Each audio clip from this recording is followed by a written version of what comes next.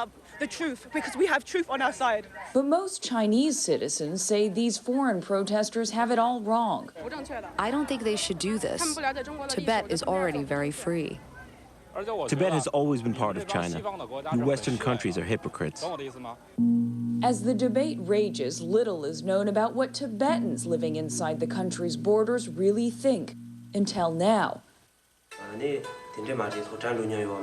Tundup Wangchen, a 34-year-old Tibetan, decided he would show the outside world what he says nobody knows about his country. Rare footage of Tibetans speaking out about life under Chinese rule, filmed entirely by native Tibetans. We started gathering facts about the real opinions of the Tibetans inside Tibet, what they think about the 2008 Games, whether they support His Holiness the Dalai Lama. If the 2008 Olympic Games take place, then they should stand for freedom and peace. As a Tibetan, I have neither freedom nor peace. Even at the start of his journey, Tundup Wangchen knew he was putting his life on the line. I won't regret to die on this soil, since the reason why I died would be for the sake of all Tibetans. Tundup smuggled his wife and children out of the country, then smuggled himself back in with a camera. He'd never before filmed anything. Armed with simple DV cameras, Tundup traversed thousands of miles, often by motorbike across this cold, sometimes barren terrain, collecting 40 hours of interviews with Tibetans, all of whom risked their livelihoods by appearing on camera. The main difficulties we faced in making this film were asking people to show their faces on camera, not being able to guarantee their safety, and to gain their consent. The Chinese government says that exiles and foreigners don't really speak for Tibetans. In Tundup's film, Tibetans lay that notion to rest. Life is very hard. People don't see it. Lots of tourists come to Lhasa, and the Chinese government sweet-talks them, showing them what they want to show. The most important mission to those in Tibet and in exile is the return of their spiritual leader, the Dalai Lama, to his homeland, where the Chinese have banned him for almost 50 years. For the Dalai Lama to come back is my greatest wish and dream. It doesn't look like this will be realized.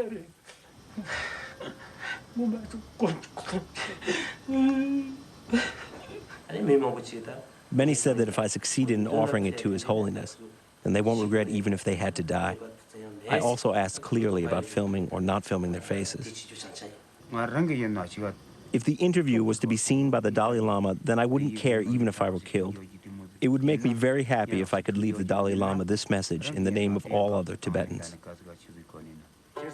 The film documents simple acts of defiance, like people posting portraits of the Dalai Lama in their homes, strictly forbidden under Chinese law. If the government finds them, they confiscate them.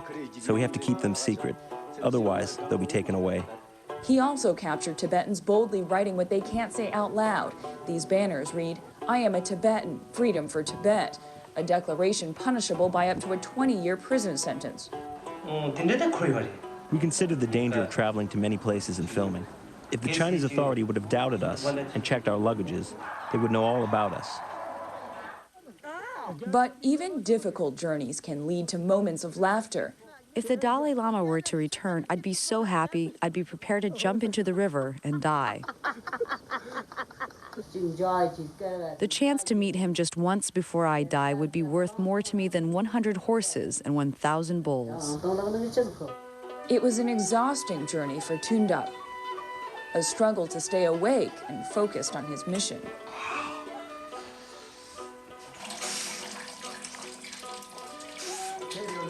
Our footage is ready, either tomorrow or the day after, to be taken to China.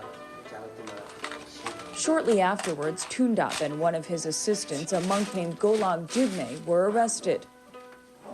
Their exact whereabouts still unknown. In a single moment, changes occur. If changes occur, then it continues. Therefore, I think it is important to think of such issues and to put our efforts on that. Since his arrest, Tundup's film has been completed and released on the internet by friends in Europe, who titled the film "Leaving Fear Behind." Within hours, the government shut the site down in China. This is Stephanie Tsai reporting from Beijing. A brave and invaluable look inside Tibet. Our thanks to Stephanie Tsai and to the filmmaker there, Tundup. We'll be right back. ABC